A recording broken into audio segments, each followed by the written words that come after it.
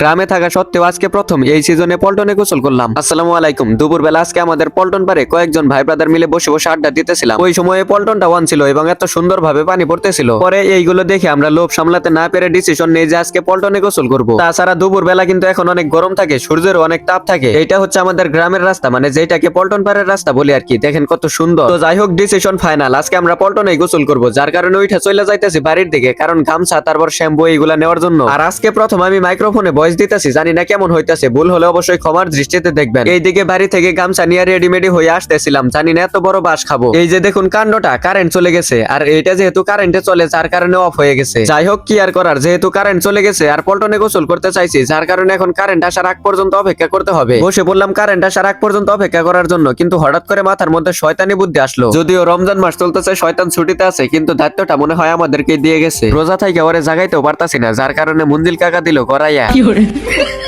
যাই হোক, এইভাবে পারাপারি করতে করতে দেখি হঠাৎ করে কারেন্ট আইসা পড়ছে। পরে মোটরটা স্টার্ট দিয়ে সামনে যাওয়ার লগে লগে খুবই দুঃখজনক ভাবে বলতে হচ্ছে কারেন্টটা আবার চলে গেল। মানে এটা কোনো কথা? কারেন্ট আমাদের সাথে বিনোদন নেওয়া শুরু করে দিছে। এইদিকে কষ্টে মামুন শুরু করে দিছে ওয়াজ, আর সামনের দুই যুবক শুরু করে দিছে পারাপারি। ধরো মাইক্রোফোন দিয়ে আর ভয়েস দিব না, কেমন জানি শোনা যায়। আপনাদের কাছে কেমন শোনা যাইতেছে একটু কমেন্ট করে জানাবেন। কাম সারছে, ওদের সাথে মজা নিতে নিতে এখন আমার পালা আইসা পড়ছে। এখন নাকি আমারে নিয়ে ঢেল মারবো। এইভাবে একজন আরেকজনের সাথে পারাপারি করতে করতে দেখি হঠাৎ করে কারেন্ট চলে আসছে। এখন আর দেরি করা যাব না, ঝটপট করে মোটরটা স্টার্ট করে গোসল করতে হবে। পাইয়া গেছে আরেকটা মুরগিরে, মানে যে আসতেছে তারই নামাইতাছি। প্রথমে আমরা ছিলাম 3 জনের মতো, এখন আমরা 4-5 জন হয়ে গেছি। ভালোই লাগতেছে এইভাবে মজা মাস্তি করে গোসল করতে। বলা যায় বেশ কিছুদিন পরে এইভাবে গোসল করলাম। আপনারা কে কে এই দিনগুলারে মিস করেন অবশ্যই কমেন্ট করে জানাবেন। আসলে আমাদের এইটা বোঝা উচিত যে আমাদের বর্তমান অবস্থাও এক সময় স্মৃতি হয়ে থাকবে, তাই সারাক্ষণ এই সময়টাকে খুবই সুন্দরভাবে উপভোগ করতে হবে, না হয় পরে ঠিক আপনাদের মতো আফসোস করতে হবে। যাই হোক, আমার আজকের ভিডিওটা এতটুকুই ছিল। সবাই ভালো থাকবেন, সুস্থ থাকবেন। ভিডিওটি ভালো লাগলে অবশ্যই লাইক, কমেন্ট এবং শেয়ারের মাধ্যমে পাশে থাকবেন। পেজটিকে যারা এখনো ফলো করেন নাই, দয়া করে এখনই ফলো করে দিন। আজকের মতো যাই, আসসালামু আলাইকুম, আল্লাহ হাফেজ।